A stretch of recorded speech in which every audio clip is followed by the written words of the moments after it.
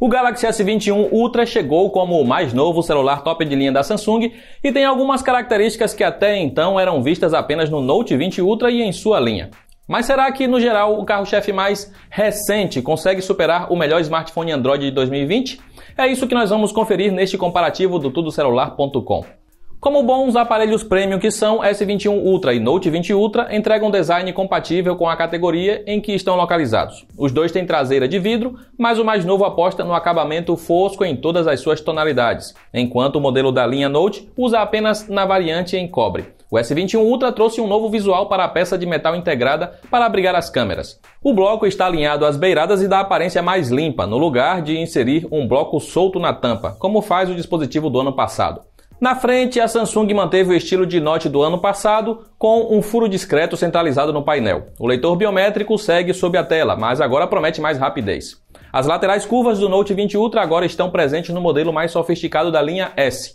Só que as pontas estão mais arredondadas que o design mais quadradão do Note. Ambos contam com certificação IP68 para resistir à água e poeira. Para esta nova geração, a Samsung tirou a possibilidade de expansão de memória por cartão microSD, diferente do dispositivo de 2020 que ainda entrega uma gaveta híbrida.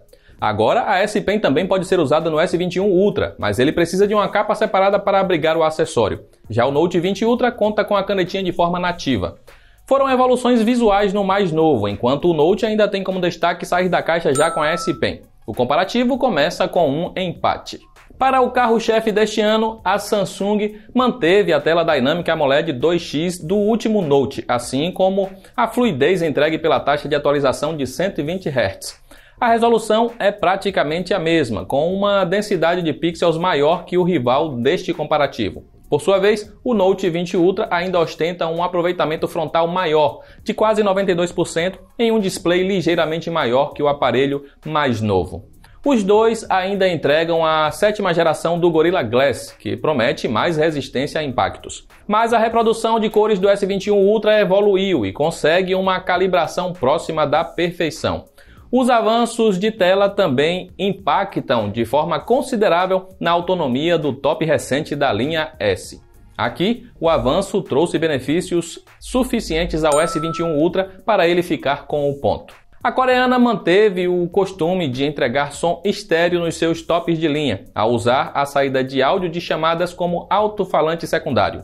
Isso não foi diferente com os dois aparelhos em questão. No caso do modelo mais novo, ele agora tem um balanço melhor que a geração anterior e, apesar de carecer de graves mais encorpados, tem potência alta o suficiente para ouvir jogos e filmes em lugares com maiores ruídos no ambiente. Já o Note 20 Ultra tem graves mais presentes e agudos menos estridentes, o que também ajuda a ter um som balanceado. O volume máximo não supera o seu antecessor nem a linha S, mas a qualidade sonora é satisfatória. A Samsung seguiu a rival a Apple em 2021 e tirou os fones de ouvido da caixa para o celular mais recente. O acessório precisará ser comprado à parte e, de preferência, sem fio, já que não há mais porta P2. O Note de 2020 ainda vem com fone, mas também não conta com um conector. Um se destaca pelo volume e outro pelos graves. A presença do fone de ouvido acaba virando o cenário de desempate para o Note 20 Ultra.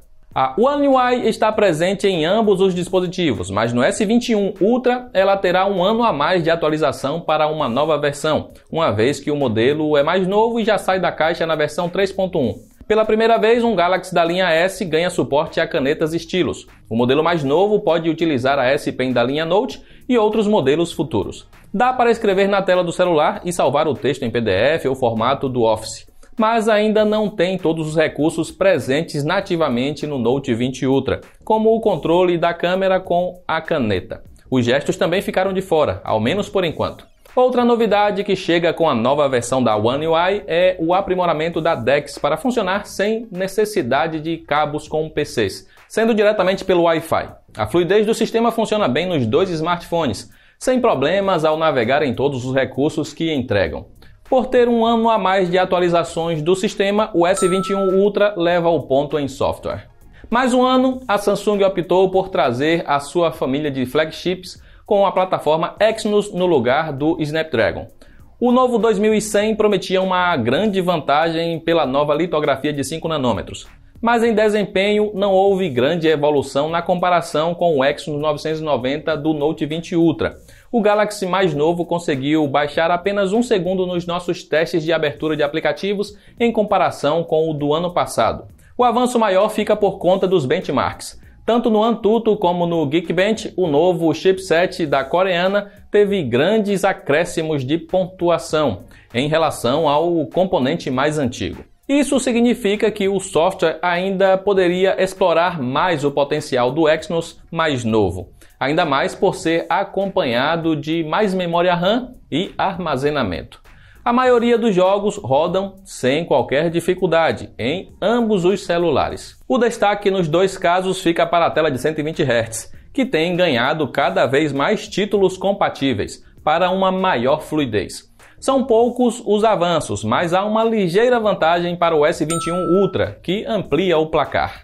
Se o Note 20 Ultra havia decepcionado por entregar autonomia igual ou pior que o antecessor da mesma linha, não podemos dizer o mesmo do S21 Ultra.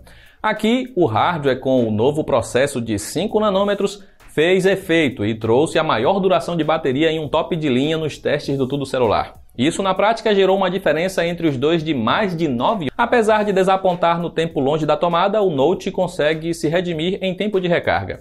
Ele passa menos de 1 hora conectado para encher por completo a sua bateria.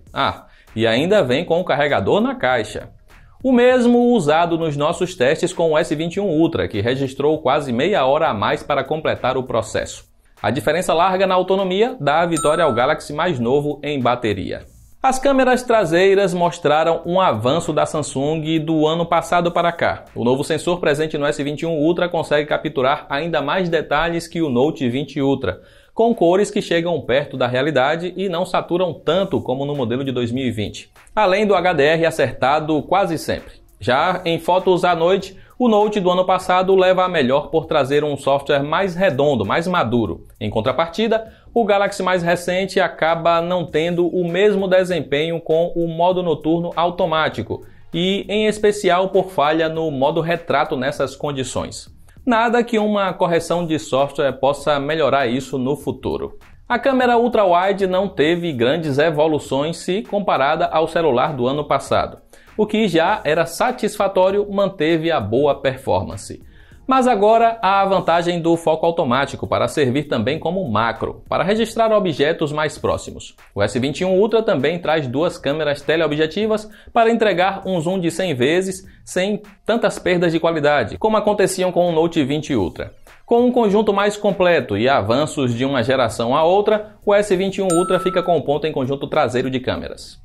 Os dois conjuntos da Samsung chegam com suporte a vídeos em 8K 24 fps, mas a recomendação ainda é gravar em 4K para ter mais fluidez sem sacrificar o armazenamento. A dupla de smartphones também consegue foco e estabilização eficientes. O destaque fica para o modo diretor, um novo recurso do modelo mais novo que permite filmar com a câmera traseira e a frontal ao mesmo tempo. Nos detalhes e novos recursos é ponto para o Galaxy S21 Ultra em filmagens. E nas selfies, como ficam? Da mesma forma, a coreana também trouxe evoluções do Note 20 Ultra para o S21 Ultra mais sofisticado. Os principais avanços aconteceram em cenários mais escuros, com boa exposição, mas a fabricante ainda mantém a suavização de pele que resulta muitas vezes em perda de detalhes. Mesmo em vídeos, o aparelho mais recente sofre menos com ruídos na comparação com o flagship de 2020. Temos então mais um ponto para o S21 Ultra. Chegamos no último quesito do comparativo e talvez este seja o que mais pode pesar na sua escolha. Quando chegou ao Brasil, o Note 20 Ultra veio por um preço de R$ 8.000, com o mesmo voucher de R$ 2.000 que a Samsung oferece na compra de um S21 Ultra na pré-venda. Mas este, por sua vez, chega com um valor sugerido a partir de R$ 9.500. O top do ano passado já pode ser encontrado por algo na faixa de R$ 5.000, enquanto há lojas que oferecem o novo Galaxy S por cerca de R$ 8.000, ainda valendo as promoções de lançamento. Dadas as condições econômicas do Brasil atualmente, é bem provável que o S21 Ultra baixe logo o preço para os mesmos patamares do encontrado no Note mais recente.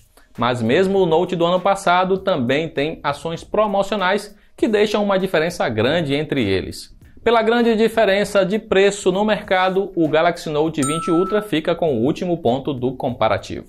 Apesar de um placar elástico, não se engane se pensa que há um grande salto do Galaxy Note 20 Ultra para o S21 Ultra. Os dois ficaram próximos em multimídia, desempenho e câmeras, mesmo com uma vantagem ligeira para o mais novo. Somente a bateria expressa uma grande evolução do ano passado para este ano. Mas o que deve impactar mais a sua escolha é o preço. E se continuar nesse ritmo, em breve o top da linha Galaxy S terá um custo na mesma faixa do melhor Android de 2020. Só que a diferença entre os dois no mercado ainda não faz por compensar a compra do mais novo por enquanto. Com algo em torno de R$3.000 de diferença no momento, o Note acaba sendo a melhor opção por entregar um top de linha ainda eficiente sem precisar pagar tanto. Agora queremos saber de você. Acredita que compensa apostar no S21 Ultra ou ainda vê mais vantagem no melhor smartphone Android do ano passado?